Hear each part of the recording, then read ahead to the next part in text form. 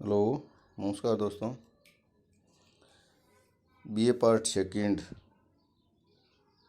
का political science का first paper है और पेपर का नाम है सेलेक्टेड पॉलिटिकल सिस्टम, प्रमुख राज व्यवस्थाएं।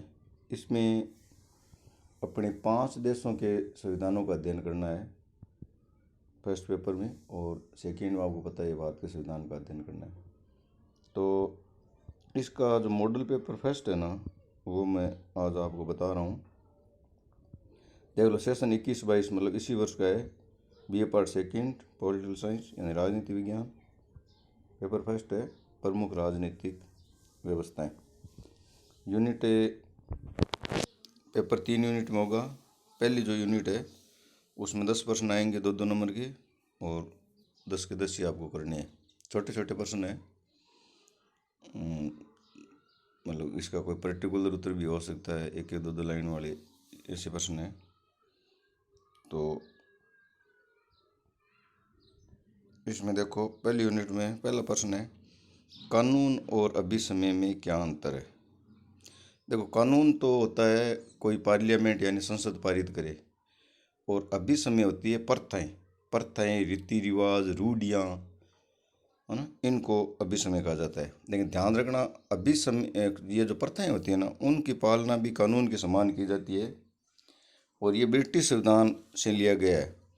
आप सबको पता है ब्रिटिश संविधान अलिखित संविधान है, और जिस देश का संविधान लिखित कम होता है ना, वहाँ ऐसी प्रथाएं, परंपराएं, रूढ़ियाँ, जिनको अभिसमय कहा जाता है, उनका महत्व अधिक होता है। आपको याद होगा तो भारत के संविधान में जब हम अनुच्छेद 12 का अध्ययन कर रहे थे ना, विधि शब्द को परिभाषित, तो उस समय मैंने आपको बताया था कि भारत के संविधान में भी विधि में प्रथाएं, रीति रिवाज, रूढ़ियाँ, वो भी विधि में सम्मिलित है। और एक बात और ध्यान रखना, कानून और अभिसमय में दूसरी यूनिट का प्रश्न भी हो सकता है, मतलब 7 नंबर का भी हो सकता है, 5-7 इसमें अंतर है। तो छोटा प्रश्न भी आ सकता है, सेकंड यूनिट का भी आ सकता है, वो ध्यान से देख लेना आप। फिर दूसरा प्रश्न है प्रदत्त व्यवस्थापन क्या है। देखो, प्रदत्त का मतलब होता है प्रदान करना, और व्यवस्थापन का मतलब होता है कानून। अब देखो, इसको कैसे लिखोगे आप, और ये इंपॉर्टेंट है, 2 नंबर का आएगा प्रश्न, देख लेना। व्यवस्थापन का मतलब है कानून। कानून कौन बनाता है? किसी देश की संसद बनाती है, लेकिन संसद के पास इतना समय नहीं होता, और न ही संसद सदस्यों की इतनी योग्यता होती है। तो इन्होंने क्या किया, संसदीय शासन में कानून बनाने की जो शक्ति है ना, वो कार्यपालिका को दे दी। आपको पता है कार्यपालिका का काम कानूनों को लागू करना है, जबकि प्रदत्त व्यवस्थापन के तहत वो कानून का निर्माण करती है, इसलिए इसको प्रदत्त व्यवस्थापन कहा जाता है। यानी व्यवस्थापिका ने कानून बनाने की शक्ति प्रदत्त यानी प्रदान कर दी कार्यपालिका को। ये 2 प्रश्न ब्रिटिश संविधान से थे। तीसरा है सीनेटोरियल शिष्टाचार क्या है। सीनेटोरियल का मतलब है वहाँ की जो दूसरी सदन है, सीनेट, पहली प्रतिनिधि सभा और दूसरी है सीनेट। आपको पता है अमेरिका के सीनेट के 100 सदस्य संख्या है, 50 राज्य है, हर राज्य से 2। तो सीनेटोरियल शिष्टाचार का मतलब है अमेरिका राष्ट्रपति जब किसी राज्य में नियुक्तियां करता है ना, तो उस राज्य के जो 2 सदस्य हैं सीनेट के, उनसे विचार विमर्श करता है। इसी को सीनेटोरियल शिष्टाचार कहा जाता है।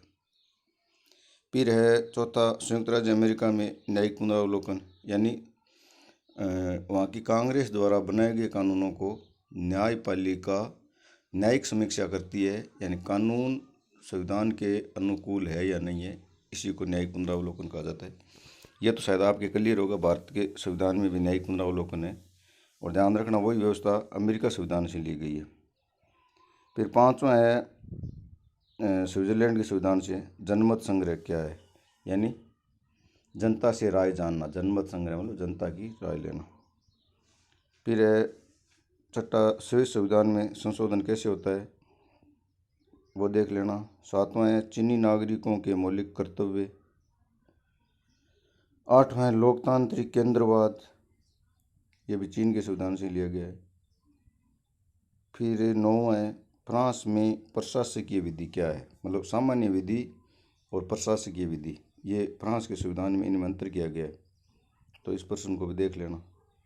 और फिर है फ्रांसीसी नागरिकों के प्रमुख 4 अधिकार बताइए। तो 4 अधिकारों के नाम बताने हैं आपको। जैसे फ्रांस की जो राज्य क्रांति हुई थी ना, उसमें जो भी नागरिकों को अधिकार दिए गए थे ना, वहाँ से ये प्रश्न है। तो ये तो 10 के 10 ही करने हैं। फिर दूसरी यूनिट में 5 प्रश्न और 5 अथवा वाले 10 हो गए, इनमें से कोई 5 करना है। तो पहला संविधान प्रश्न है, ब्रिटिश प्रधानमंत्री की शक्तियों का वर्णन कीजिए। अब एक बार आप याद कर लो, चाहे भारत के प्रधानमंत्री की शक्तियाँ याद कर लो, चाहे ब्रिटेन की याद कर लो, सेम ही प्रश्न है। वहाँ भी जो सेकेंड पेपर है ना, उसमें भी ये प्रश्न आ सकता है। तो वहाँ आएगा भारत के प्रधानमंत्री की। दोनों में संसदीय शासन है, शक्तियाँ एक जैसी है। या तो आप ये कर लो, या इसका तो है, लोकसभा केवल द्वितीय सदन ही नहीं अपितु शक्तिहीन सदन है, समीक्षा कीजिए। यानी लोकसभा की भूमिका ब्रिटिश संविधान में ज़्यादा महत्वपूर्ण नहीं है। इससे संबंधित ये प्रश्न है, 1.5 पेज का इसमें उत्तर लिखना है और 7-7 नंबर के 5 प्रश्न है। दूसरा है, अमेरिकी कांग्रेस की शक्तियों का वर्णन कीजिए। अब अमेरिका की संसद का नाम कांग्रेस है, तो वहाँ की जो संसद है ना, उसकी शक्तियों का वर्णन करना है। अब प्रश्न ऐसे भी आ सकता है, प्रतिनिधि सभा की शक्तियों का वर्णन कीजिए या सीनेट की शक्तियों का वर्णन कीजिए, बात एक ही है। इसका अर्थ है, शक्ति पृथक्करण तथा नियंत्रण और संतुलन सिद्धांत को स्पष्ट कीजिए। फिर तीसरा है, ये इंपॉर्टेंट है, इसको ठीक से देख लेना। ये प्रश्न पिछले कई बार से हमेशा आ रहा है।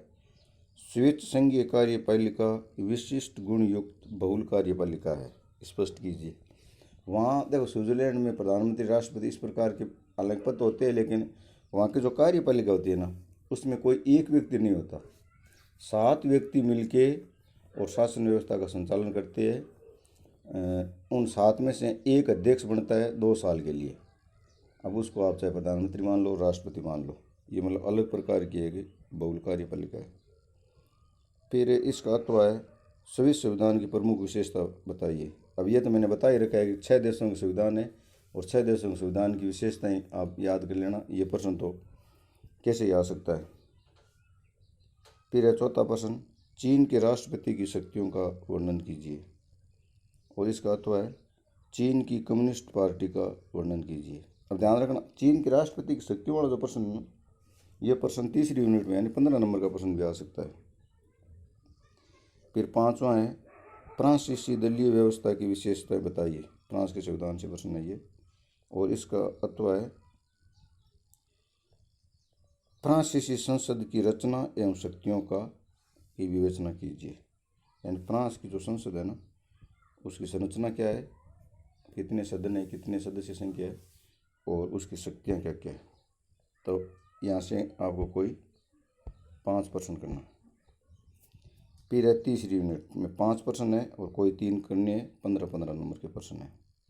ब्रिटिश संविधान के स्रोत एवं प्रकृति की विवेचना कीजिए। दूसरा, अमेरिकी संघीय व्यवस्था की प्रमुख विशेषताओं का परीक्षण कीजिए। ये दूसरा अति महत्वपूर्ण प्रश्न है, बार बार पूछा जा रहा है। ध्यान रखना, इस प्रश्न में अमेरिकी संघीय व्यवस्था की विशेषताएं पूछी, अमेरिकी संविधान की विशेषता नहीं है ये। अमेरिका भी एक संघीय देश है, भारत भी एक संघीय देश है, लेकिन अमेरिकी संघीय व्यवस्था की कुछ विलक्षण विशेषताएं हैं, उनकी विवेचना करनी है। फिर तीसरा प्रश्न है, स्विच यानी स्विट्जरलैंड प्रत्यक्ष प्रजातंत्र का घर है, स्पष्ट कीजिए। प्रत्यक्ष प्रजातंत्र की 3-4 संस्थाएं अब भी स्विट्जरलैंड में काम करती है, उसके बारे में ये प्रश्न है। फिर चौथा है, जनवादी चीन के राष्ट्रीय जनवादी कांग्रेस का गठन एवं शक्तियों का वर्णन कीजिए। जनवादी चीन के राष्ट्रीय जनवादी कांग्रेस मतलब चीन की जो संसद है ना, उसका गठन कैसे होता है और उसकी शक्तियाँ कैसे, ये प्रश्न। और 5वां है, फ्रांस के संविधान की प्रमुख विशेषताएं बताइए। इनमें से कोई आपको 3 प्रश्न करने हैं। अब देखो, एक मैंने नोट डाला है, भारत, ब्रिटेन, संयुक्त राज्य अमेरिका, स्विट्जरलैंड, चीन, फ्रांस के संविधान की विशेषताएं अवश्य याद कर ले। ये प्रश्न है, जैसे 2 नंबर का भी आ गया, चीन के संविधान की 2 विशेषताएं बताई गई। सेकेंड यूनिट के में भी आ सकता है और तीसरी यूनिट का भी प्रश्न आ सकता है। तो ध्यान रखना, ये तो मॉडल पेपर फर्स्ट था और एक मॉडल पेपर फर्स्ट पेपर का मैं और डालूंगा। धन्यवाद दोस्तों।